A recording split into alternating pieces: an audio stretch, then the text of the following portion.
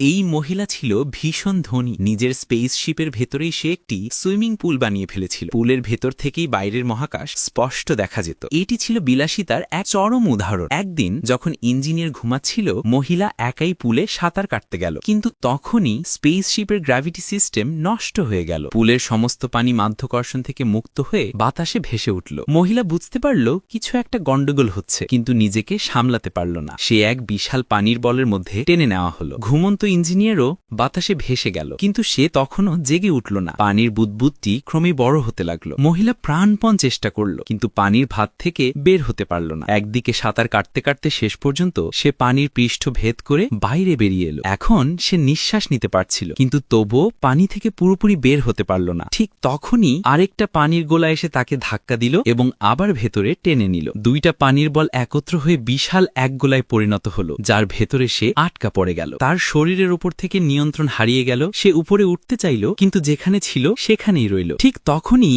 ইঞ্জিনিয়ারের ঘুম ভাঙল, কিন্তু সেও তখন বাতাসে ভাসছিল। অক্সিজেনের অভাবে মহিলার জ্ঞান ধীরে ধীরে হারিয়ে যেতে লাগলো। কিন্তু ভাগ্য ভালো, ঠিক সেই মুহূর্তে স্পেসশিপের সিস্টেম নিজে থেকেই রিপেয়ার হয়ে গেল আর মাধ্যাকর্ষণ ফিরে এলো। পানির বলটা নিচে পড়ে আবার পুলে ফিরে গেল। মহিলা জ্ঞান ফিরে পেল, হাঁপাতে হাঁপাতে শ্বাস নিচ্ছিল। সে মৃত্যুর মুখ থেকে অল্পের জন্য বেঁচে গেল। তার মনে এখন ইঞ্জিনিয়ারের প্রতি গভীর ঘৃণা জন্ম নিল। যদি সে তাকে হাইবারনেশন পড থেকে না জাগাতো, তাহলে হয়তো শত শত বছর পর কোনো নতুন গ্রহে পৌঁছতে পারত। এখন সেই জাহাজে মৃত্যুর অপেক্ষা না করে সেই ইঞ্জিনিয়ারকে হত্যা করতে চাইল।